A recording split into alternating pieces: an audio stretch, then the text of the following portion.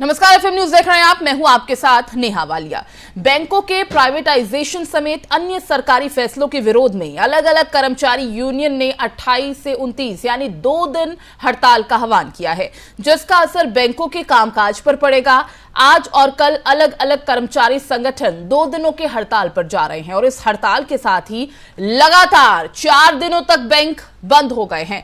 दरअसल 26 और 27 मार्च को शनिवार और रविवार होने के कारण बैंक बंद रहे और अब हड़ताल के कारण 2 दिन तक बैंकों का कामकाज ठप रहेगा। एसबीआई ने हड़ताल के बारे में जानकारी देते हुए कहा कि बैंक यूनियन के द्वारा बुलाए गए हड़ताल की वजह से 28 मार्च और 29 मार्च को बैंकों में कोई भी काम नहीं होगा। एसबीआई द्वारा जारी बयान में कहा गया कि हम पूरी कोशिश करेंगे कि कस्टमर को इस हड़ताल के कारण किसी भी तरह की कोई भी दिक्कत का सामना ना करना पड़े। हड़ताल के कारण कोयला, स्टील, तेल, दूरसंचार, पोस्टल, आयकर, कॉपर, बैंक और बीमा क्षेत्र समेत अन्य क्षेत्र भी प्रभावित हो सकते हैं और मिली जानकारी के मुताबिक इस हड़ताल में इन क्षेत्रों के कामगार संघ भी शामिल हो सकते हैं। इसके अलावा रेलवे और रक्षा क्षेत्र के यूनियंस भी हड़ताल के समर्थन में कई जगह पर इकट्ठा होंगे। 2 दिन तक हड़ताल रहेगी और इसके साथ ही जिस तरह से शनिवार और रविवार होने की वजह से पहले 2 दिन बैंक बंद थे और अब 2 दिन हड़ताल का आह्वान किया गया है और ऐसे में जो कस्टमर्स हैं उन्हें तमाम तरह की परेशानियों का सामना करना पड़ सकता है।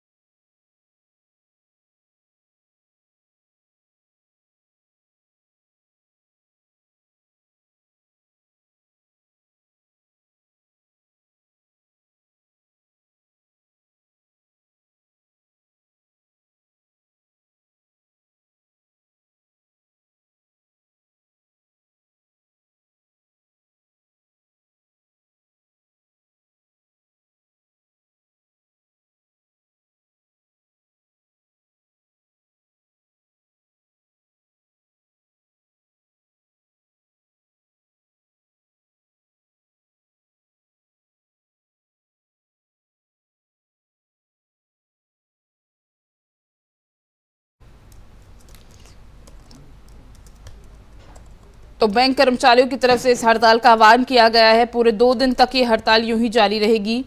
बैंकों के प्राइवेटाइजेशन को लेकर ये हड़ताल की जा रही है और इसी के साथ आपको ये भी बता दें कि कस्टमर्स को किसी तरह की कोई समस्या ना हो, इसके लिए भी कोशिशें बैंक की तरफ से की जा रही हैं, क्योंकि 2 दिन की हड़ताल का आह्वान किया गया है और उससे पहले शनिवार और रविवार होने की वजह से भी बैंक बंद थे, जिसकी वजह से अब लोगों को काफी दिक्कतें हो सकती हैं।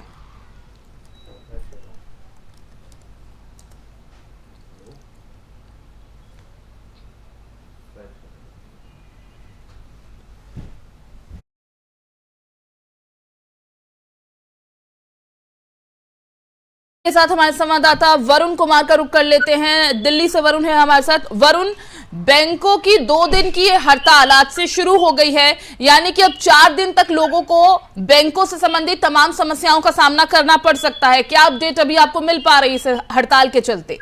बिल्कुल बताना चाहूंगा, जिस तरीके से 2 दिन के लिए जो बैंक बंद कर दिए गए हैं, हड़ताल जारी कर दी गई है, कहीं ना कहीं जो जनता है उसको भारी नुकसान भी उठाना पड़ सकता है और तमाम मुश्किलें पैदा हो सकती है। ठीक है, वरुण ये भी बताइए आप कि ये जो हड़ताल की गई है 2 दिन के लिए, कौन कौन से बैंक हैं जिनकी सेवाएं प्रभावित रहेंगी इसकी वजह से? मैं बताना चाहूंगा कि एसबीआई, जितने भी तमाम सरकारी जितने भी बैंक हैं, जैसे एसबीआई है, पंजाब नेशनल है, अपना यूनियन बैंक है, इस तमाम जितने भी सरकारी बैंक है, इन सबकी जो है हड़ताल पे रहेंगे और प्राइवेट सेक्टर के जो बैंक है वो खुले रहेंगे। तो एटीएम का अगर हम जिक्र करें, एटीएम में भी क्या नो कैश की समस्या हो सकती है इस दौरान कस्टमर्स के सामने? ये भी एक चिंता का विषय है। बिल्कुल बिल्कुल, आपका बिल्कुल कहना सही है कि जब बैंक ही बंद रहेगा, आरबीआई से जब कैश ही निलंबित नहीं हो पाएगा, तो एटीएम में भी कैश की भारी कम समस्या में जो है कभी पा सकते हैं। ठीक है, तो एक बार जरूर हम डिटेल में वरुण आपसे समझना चाहेंगे कि आखिर ये बैंक कर्मचारियों की क्या मांगे हैं, किसके चलते ये हड़ताल जो है की जा रही है। जिस तरीके से मैं बताना चाहूंगा, जो बैंकों की हड़ताल जारी हो गई है 2 दिन के लिए, आपने सुना भी होगा, 2 दिन के लिए जो है 28 और 29 को भारत बंद भी जो है भारत बंद रहेगा। और इधर महंगाई की जो मार है, जनता पर जो महंगाई की मार पड़ रही है, उसको लेते हुए कहीं ना कहीं बैंकों ने जो हड़ताल जारी की है, उनकी कुछ जो मांगे हैं, जैसे कि उनकी वेतन को लेकर और तमाम फैसिलिटीज को लेकर उन्होंने हड़ताल जारी की है। चलिए, बहुत बहुत शुक्रिया वरुण इस तमाम जानकारी के लिए।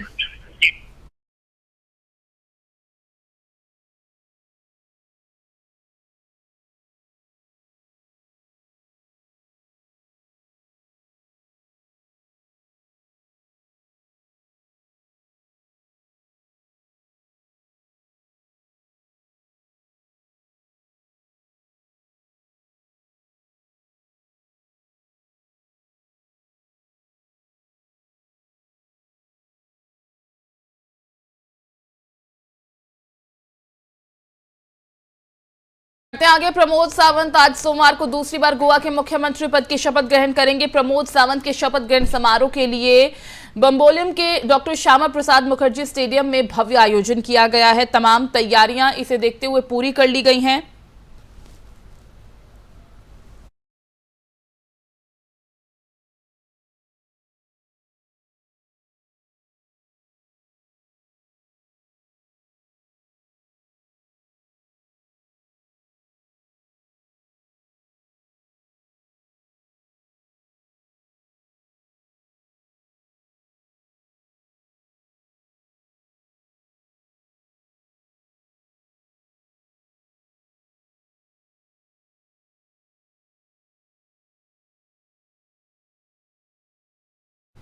तो प्रमोद सावंत के शपथ ग्रहण समारोह में प्रधानमंत्री नरेंद्र मोदी, गृह मंत्री अमित शाह, केंद्रीय मंत्री नितिन गडकरी, बीजेपी राष्ट्रीय अध्यक्ष जेपी नड्डा, मध्य प्रदेश के मुख्यमंत्री शिवराज सिंह चौहान, हिमाचल के मुख्यमंत्री जयराम ठाकुर, असम के मुख्यमंत्री हेमंत शर्मा और यूपी के मुख्यमंत्री योगी आदित्यनाथ शर्मा, उत्तराखंड के मुख्यमंत्री पुष्कर धामी, मणिपुर के वीरेंद्र सिंह ये शामिल होने वाले हैं। और प्रमोद सावंत के शपथ ग्रहण समारोह के साथ ही राज्यपाल पीएस श्रीधरन पिल्लई ने 2 दिवसीय विधानसभा सत्र भी बुलाया है। विधानसभा सत्र में प्रमोद सावंत को बहुमत साबित करना होगा।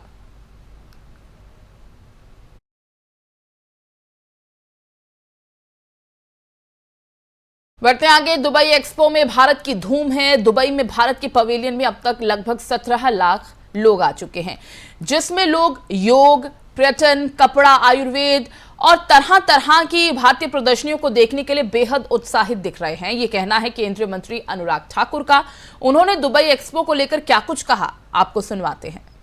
एक्सपो 2020 दुबई में इंडिया पवेलियन के बाहर अगर आप देखेंगे, लंबी कतार लोगों की लगी है अंदर आने के लिए। भारत के अलग अलग जो एग्जीबिशंस हैं उनको देखने के लिए, चाहे वो योगा से लेकर आयुर्वेदा की बात हो, ट्रेड का क्षेत्र में टूरिज्म से लेकर टेक्सटाइल हो, या फिर कॉस्मिक वर्ल्ड से लेकर सिनेमा वर्ल्ड की बात हो। एक बहुत बड़ा अट्रैक्शन का केंद्र भारत का पवेलियन बना है। और इसी इंडिया पवेलियन में लगभग 17 लाख लोग अब तक आ चुके हैं, जो अपने आप में दिखाता है कि बहुत बड़ा आकर्षण का केंद्र।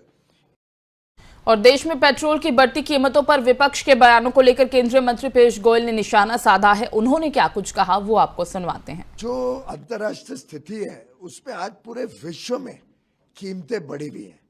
तेल की कीमतें तो आसमान छू रही हैं, पर इसके अलावा आप देखें तो लगभग हर एक खाद्य पदार्थ की कीमतें भी बहुत ऊंची चल रही है।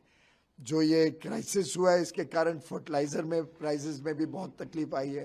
तो एक प्रकार से पूरे विश्व भर में महंगाई बहुत बड़े रूप में परेशानी दे रहा है। ऐसी परिस्थिति में भारत एक प्रकार से आप देखेंगे तो फर्टिलाइजर प्राइस हमने बढ़ने नहीं दी, पूरा बोझ सरकार ने ले लिया। तेल, जो खाने का तेल है, एडिबल ऑयल, दालें, फ्रूट्स, वेजिटेबल्स, अनाज, हर चीज पे लगातार नियंत्रण रख रही है सरकार।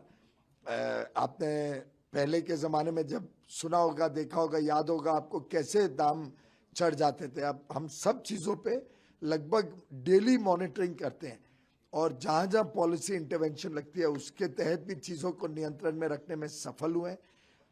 तेल में जो बहुत बढ़त हुई है और यूक्रेन रशिया क्राइसिस के बाद तो बहुत ही तेजी से बढ़ा है, उसके बावजूद काफ़ी उन और देश में पेट्रोल और डीजल के दाम अब दिन ब दिन बढ़ते जा रहे हैं। पेट्रोल और डीजल के दामों में फिर से बढ़ोतरी हुई है। पेट्रोल के दाम 30 पैसे प्रति लीटर और डीजल के दामों में 35 पैसे की बढ़ोतरी हुई है, जिसके बाद दिल्ली में 1 लीटर पेट्रोल की कीमत 99 रुपए 41 पैसे और 1 लीटर डीजल की कीमत 90 रुपए 77 पैसे हो गई है।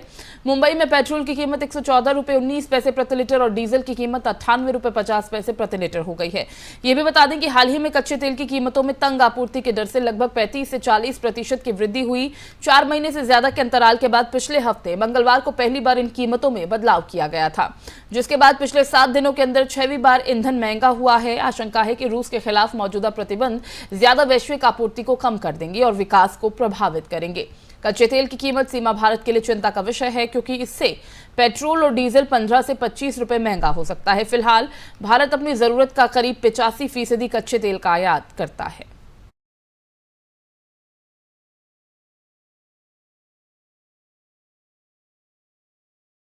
नीतीश कुमार की गिनती देश के सम्मानित नेताओं में की जाती है, खासकर बिहार में उनकी छवि सुशासन बाबू की रही है। कल बख्तियारपुर में जिस तरह की घटना उनके साथ घटी, उससे पूरा देश स्तब्ध है। इस सब के बावजूद इसे सीएम नीतीश कुमार की नेकदिली कहिए, दरियादिली कहिए कि पटना में हमले के कुछ घंटे बाद बिहार के मुख्यमंत्री नीतीश कुमार ने रविवार को एक बयान जारी कर कहा कि वो घटना के लिए जिम्मेदार व्यक्ति के खिलाफ आरोप नहीं लगाएंगे।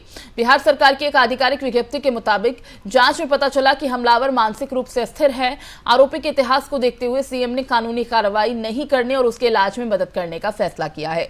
यह भी बता दें कि रविवार को बख्तियारपुर में एक कार्यक्रम के दौरान शीलभद्र याजी की प्रतिमा को श्रद्धांजलि अर्पित करते हुए एक व्यक्ति ने सुरक्षा घेरे को तोड़ दिया और बिहार के मुख्यमंत्री पर हमला कर दिया, जिसके बाद उसे पकड़ लिया गया। जांच के बाद पाया गया कि उस व्यक्ति का नाम शंकर कुमार वर्मा है उर्फ छोटू और उसके पिता श्याम सुंदर वर्मा मोहम्मदपुर बख्तियारपुर नगर के रहने वाले हैं।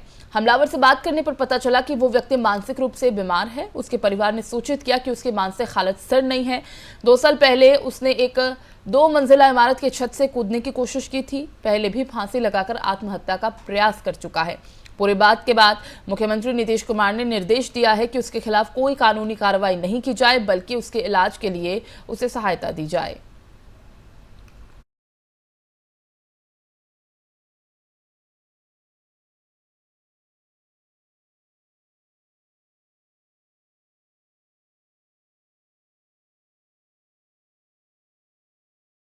इस बुलेटिन में फिलहाल बस इतना ही। बाकी खबरों के लिए आप देखते रहिए FM न्यूज़। नमस्कार।